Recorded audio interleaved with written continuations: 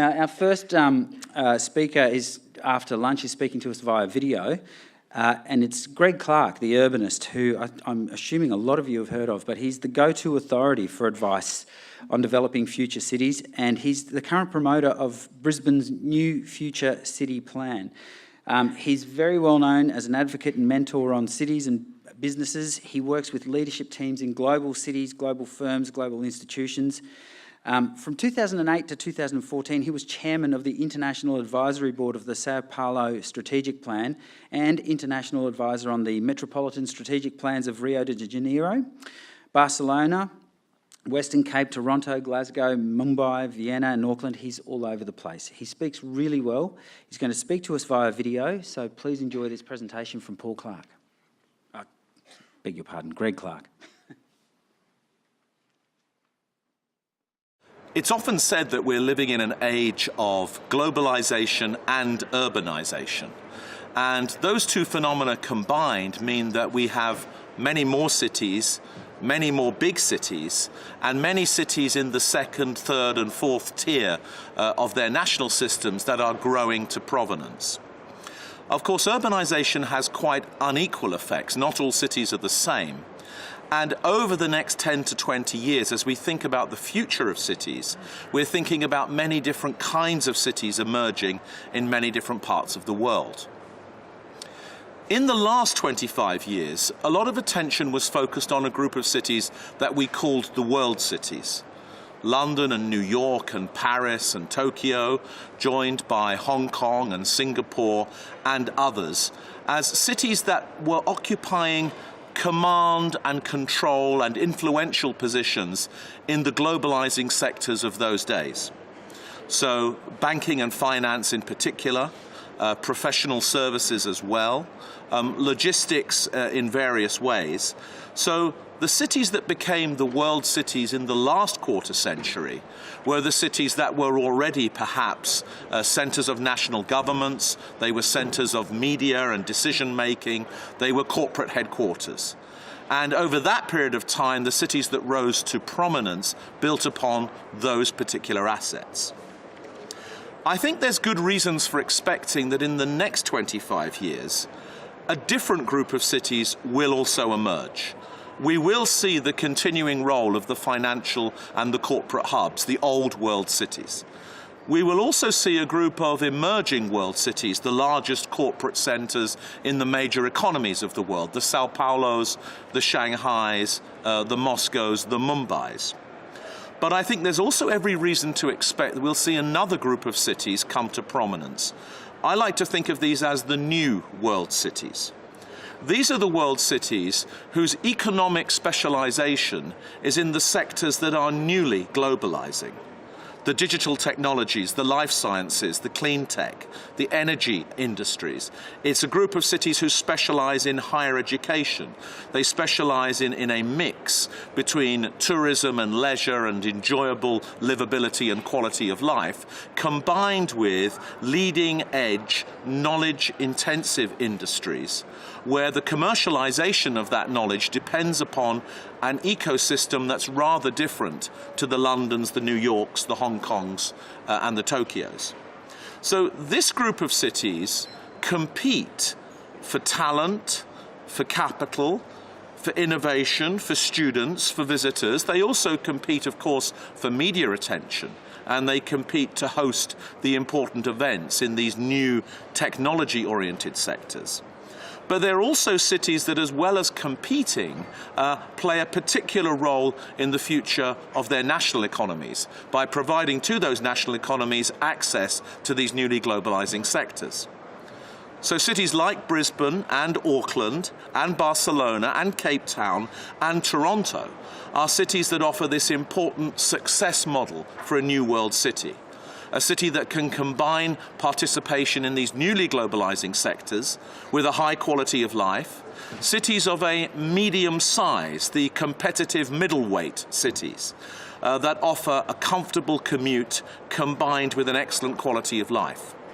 Now, in these new world cities, where we will see 30 or 40 or 50 emerge over the next 25 years, leadership is very important. Because these cities are smaller than their bigger old world cities and emerging world cities, they have to prioritize. And in order to prioritize, they have to have strategy. So you will hear a lot, I think, about how these cities are building a vision of their future, which is based on a strategy that has been brought together by city governments, by state governments, by business leaders, by institutions and others. These new world cities are also in the business of learning. Not only are they trading their higher education expertise across the world, but they're also keen to learn from each other.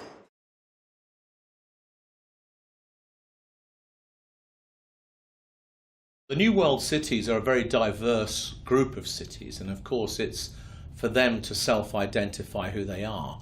Many of them are coastal cities, many of them are cities that have an old history, and therefore they're deeply embedded in the geo-technological challenges that many other cities face.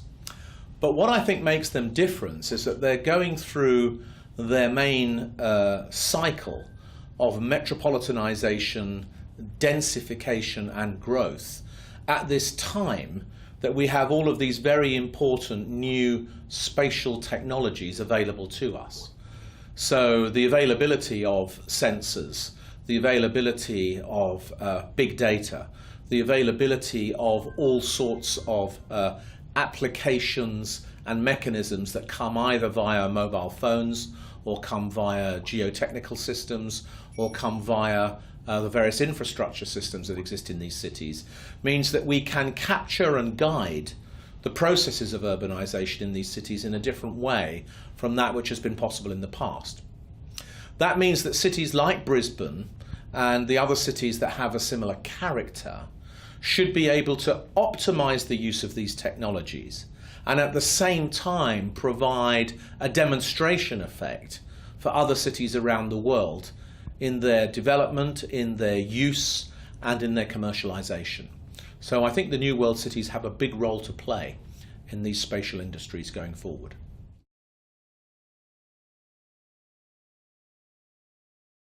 Cities are increasingly the places in our planet where value is accumulating and being stored, whether that value is financial and capital, or whether it's intellectual and innovative, or whether it's entrepreneurial and corporate. Our cities contain a large amount of value.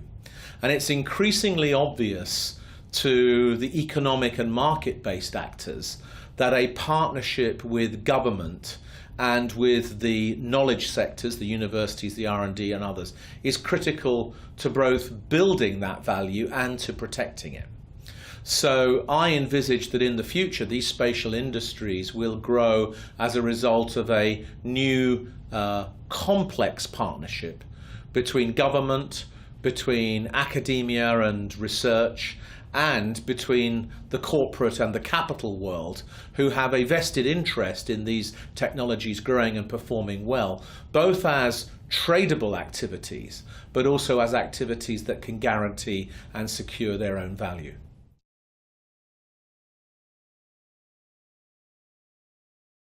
Well, I think we might say that Brisbane possesses three key qualities that give it a comparative or even competitive advantage in relation to these industries. The first one is Brisbane's geographical location.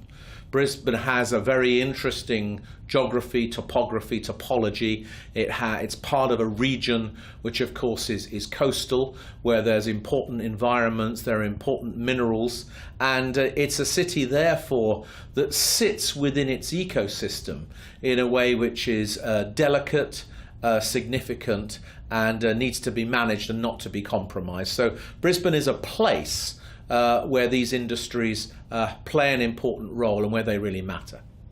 The second thing, of course, is that Brisbane is increasingly an international centre for R&D for knowledge creation and knowledge transfer, a great university city, a research city, a city of knowledge. So the pursuit and the discovery of new technologies, new applications, new understandings about how these technology works is something that can work very well in Brisbane.